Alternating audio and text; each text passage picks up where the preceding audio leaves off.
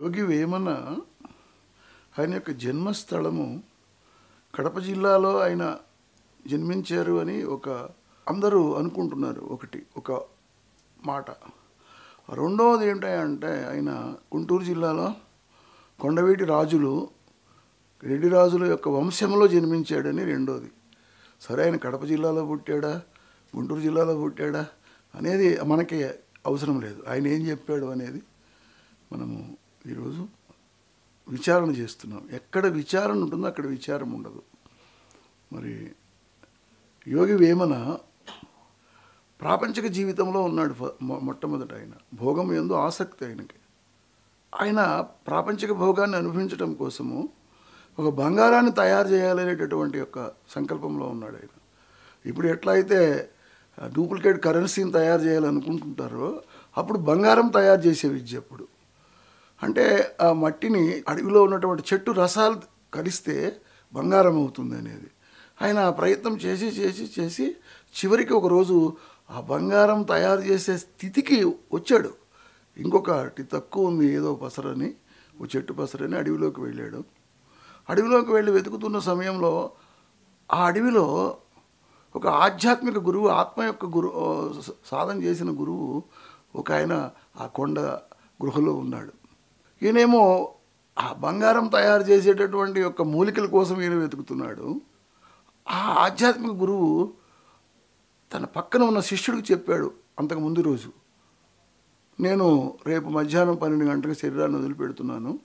నువ్వు ఎన్నో సంవత్సరాలు నాకు సేవ చేసావు. నీకు ఏదైతే నేను చెప్పాలనుకున్నానో రేపు మధ్యాహ్నం శరీరాన్ని వదిలిపెట్టి 5 నిమిషాల ముందు నీకు చెబుతాను, నువ్వు సిద్ధంగా ఉండు అని చెప్పాడు.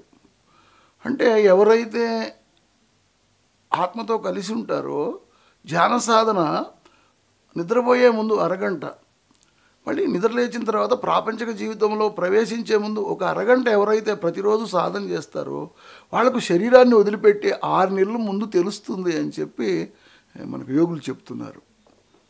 అంటే రైలు ప్రయాణంలో ఎట్లయితే స్టేషన్కి తెలిస్తే మనం సామాన్లు సర్దుకుంటామో ఈ జీవిత ప్రయాణం తెలుస్తుంది వాళ్లకు. అందువల్ల వాళ్ళు ముందుగానే చెప్తారు. అందుకే సదానంద యోగి చెప్పాడు పత్రి గారికి, సదానంద యోగి గురువు చెప్పాడు, సిద్ధి సాయిబాబా చెప్పాడు. కాబట్టి ఎవరైతే ఆత్మసాధన చేస్తారో, యోగం చేస్తారో వాళ్ళు ఏ మతం వాళ్ళైనా, ఏ కులం వాళ్ళైనా వాళ్ళు దహనం చేయరు, సమాధి చేస్తారు. మాంసమయ శరీరం మంత్రమయం అయిపోతుంది. అందువల్ల ఆ స్థూల శరీరం నుంచే ఆ శక్తి వస్తుంది. అందుకే సిద్ధి సాయిబాబా చెబుతాడు, నా సమాధి నుంచే సమాధానాలు వస్తాయని. కాబట్టి ఆయన ఆ గురువు, నేను రేపు మధ్యాహ్నం శరీరాన్ని వదిలిపెడుతున్నాను, నువ్వు రమ్మని శిష్యుడికి చెప్పాడు. ఎన్నో సంవత్సరాలు గురువుకు సేవ చేశాడు ఆయన. అయితే ఆ శిష్యుడు ఆ టయానికి రాలేకపోయాడు. వేమన బంగారం తయారు చేసే మూలికల కోసం ఆ కొండ గుహలో ప్రవేశిస్తే, వచ్చావా, రా కూర్చో చెప్తానన్నాడు. నేను మీ శిష్యుడిని కాదయ్యా, నేను ఏదో బంగారం కోసం తయారు చేయడం కోసం వచ్చానంటే, సరే వాడు రాలేదు, ఇప్పుడు నేను శరీరాన్ని వదిలిపెడుతున్నాను, కాబట్టి చెప్పినా చచ్చిపోతా, చెప్పైనా చచ్చిపోతా, నీకు చెప్తా అని అప్పుడు ఆత్మవిద్య చెప్పాడు ఆయన. కాబట్టి ప్రాపంచిక జీవితంలో బంగారాన్ని తయారు చేసి భోగాన్ని అనుకున్నటువంటి ఆ వేమన ఆ ఆత్మ యొక్క విద్య తెలిసిన తర్వాత, ఆత్మ యొక్క దర్శనం అయిన తర్వాత యోగిగా మారాడు. కాబట్టి నాస్తికుడు కాదు, హేతువాది కాదు వేమన, గుణాలు దాటినవాడు. కాబట్టి సగుణోపాసన, నిర్గుణోపాసన రెండు ఉపాసన ఉంటుంది. సగుణోపాసన అంటే విగ్రహారాధన, సగుణోపాసన. ఎదగని వాడు సగుణోపాసన చేస్తాడు, ఎదిగిన వాడు నిర్గుణోపాసన అంటే రూపం లేని స్థితిలో ఉంటాడు. ఆయన గుణాలు దాటినవాడు వేమన. అందుకే ఆయన పద్యాలు లోతుగా ఉంటాయి, ఎదిగిన వాడికే అర్థమవుతాయి ఆయన పద్యాలు. కాబట్టి 1000 పద్యాలు రాశాడు ఆయన. కాబట్టి ఏళ్ల మీద పద్యాలు కొంతమంది ప్రజలకి నోళ్లలో నానుతూ ఉన్నాయి. ఆయన ఒక 600 సంవత్సరాల క్రితం వెనక ఉన్నవాడు జీవించాడని చెప్తారు వేమన పద్యాలు. దాని వివరణ కూడా కొంత ఇవ్వాలనేటటువంటి సంకల్పం నాది. అందరికీ అందించాలని నేను కోరికతో నేను స్టూడియోకి రావటం జరిగింది. మీ యొక్క ఇంటర్వ్యూ అనేది చాలా చాలా చాలా అదృష్టంగా భావిస్తున్నాను. కాబట్టి మీరు ఏదైతే అడగదలుచుకున్నారో అది ఆనందంగా అడగండి, నాకు తెలిసింది అందిస్తాను. Thank you sir. సార్, మరి నిర్గుణోపాసన గురించి చెప్పారు. వేమన శివుడి గురించి, శిల గురించి చెప్పిన పద్యము కొంచెం వివరించగలరా? ఆయన పద్యాలన్నీ లోతుగా ఉంటాయండి. స్థూల దృష్టితో చూసినప్పుడు ఆయనది అర్థం కాదు. మనము సాధనలో సూక్ష్మ స్థితికి వెళ్ళినప్పుడు మన మనసు ఆయన అద్భుతంగా ఉంటుంది. ఆయన అంటాడు ఈ పద్యము చాలామంది విన్న వాళ్ళకి, ఈ భక్తి యోగంలో ఉన్న వాళ్ళకి ఈ పద్యము కాస్త గజిబిజిగా ఉంటుంది. ఈ పద్యము అంటే నాస్తికుడేమో ఈయన అనుకుంటారు, కానీ ఆయన ఉన్న సత్యాన్ని అందించాడు. చాలా గొప్ప పద్యం ఇది. ఆయన అంటాడు, శిలను చూచిన రోడు శివుడని భావింత్రు, శిలలు శిలలే కాని శివుడు కాడు, తనదులోని శివుని తానేల తెలియడో తెలియడో తెలియడో, విశ్వదాభిరామ వినురవేమా. కాబట్టి పరిపూర్ణమైన సత్యం ఇది. దేవుడు ఉన్నాడు అనేది సత్యము, అది నీలోనే ఉన్నాడు పూర్ణ సత్యము, అది నీవే అనేది పరిపూర్ణ సత్యం. అది వేమన చెబుతాడు. కాబట్టి ఇప్పుడు మనం దేవాలయంలో అక్కడ ఉన్నది శిలే. ఒకరోజు ఒక రాతిని తీసుకొచ్చి పెట్టాం, ప్రాణప్రతిష్ఠ చేసాం. అక్కడ ఆత్మ ఉన్నవాడు ప్రాణప్రతిష్ఠ చేశాడు.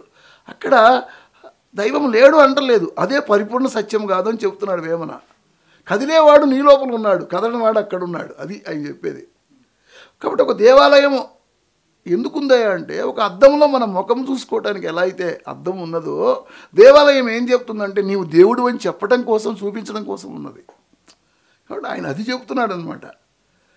కాబట్టి అది అర్థం కాని వాళ్ళు ఏమనుకుంటారంటే ఆయన నాస్తికుడు అనుకుంటారు. కాబట్టి నీలో వెలుగుతున్న శివుడు ఉన్నాడు. అది శిలను చూచిన రోడు శివుడని భావిను, నువ్వు గొప్ప నేను తిప్ప అంటాడు పోయి. శిలలు శిలలే కాని శివుడు కాడు, కదిలేవాడు నీలో ఉన్నాడు. సత్యం అంటే మారనుంది 3 కాలాల్లో, శివం అంటే వెలుగుతూ ఉన్నది, సుందరం అంటే ఆనందంగా ఉండేది, నీలో ఉన్నాడు.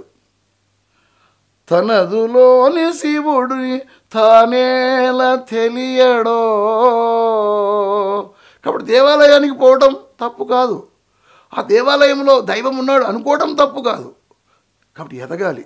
కాన్వెంట్లో చేరటం తప్పు కాదు, కాన్వెంట్లో మరణించడం తప్పు. ప్రాపంచిక విద్యలో ఎలా అయితే ఎదుగుతామో ఆధ్యాత్మిక విద్యలో అలా ఎదగాలి. కాబట్టి నేను ఏదైతే బయట వెతుకుతున్నానో అది నా లోపనే ఉందని తెలుసుకోవాలి. ఆ తెలుసుకున్నప్పుడే భక్తుడు భగవంతుడిగా మారుతాడు, దుఃఖం పోతుంది. కాబట్టి నాస్తికుడు కాదు ఆయన, పరిపూర్ణమైనటువంటి జ్ఞాని. వెలుగుతున్నవాడు నీ లోపల ఉన్నాడు. వాడిని దర్శించకుండా నువ్వు గొప్ప నేను తిప్ప, నువ్వు గొప్ప నేను తిప్పని చంపలేసుకుంటే నీకు దుఃఖం పోదురా బాబు, నీ లోపల వాడిని దర్శించు. ఇది చెప్తున్నాడు ఆయన. కాబట్టి ఒక పుస్తకంలో ఆవు ఉంటుంది. చిన్నపిల్లలకి పుస్తకం చదివేటప్పుడు కాన్వెంట్లో ఆవు అనే బొమ్మ వేస్తారు. కానీ ఆ ఆవు అనే బొమ్మ వేస్తున్నప్పుడు ఆ పుస్తకంలో ఆవు మేత తిందు, పాలివ్వదు. కానీ ఈ పుస్తకంలో ఆవు చూడటం వల్ల వాడు పెద్ద అయిన తర్వాత పాలిచ్చి మేత తినే ఆవును దర్శిస్తాడు వాడు. అలానే దేవాలయంలో ప్రాథమిక స్థితిలో నుంచి వాళ్ళు నేనే అదే నీ స్థితికి వస్తాడు. అది చెప్తున్నాడు వేమన. చాలా అద్భుతమైనటువంటి పద్యం అది. దాన్ని దర్శిస్తే, అది తెచ్చుకుంటే ఎప్పుడూ మనము ఆనందంగా ఉంటాం. అది పద్యం యొక్క గొప్పతనం. థ్యాంక్ యూ సార్, చాలా చక్కగా చెప్పారు. మరి మన తెలుగు ప్రజల నోళ్ళలో, పాఠశాల పుస్తకాలలో కూడా ఎంతో నానుతున్న ఆ ఉప్పు కప్పురంబు పద్యాన్ని మన ప్రేక్షకులకు వివరించే ప్రార్థన. చాలా గొప్ప పద్యం అది.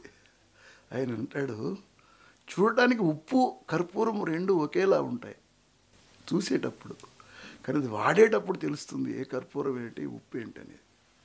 చూసినప్పుడు 2 తెల్లగా ఉంటాయి. అలానే మాట్లాడకపోతే ఇద్దరు ఒకేలాగా ఉంటారు, జ్ఞాని అయినవాడు అజ్ఞాని అయినవాడు.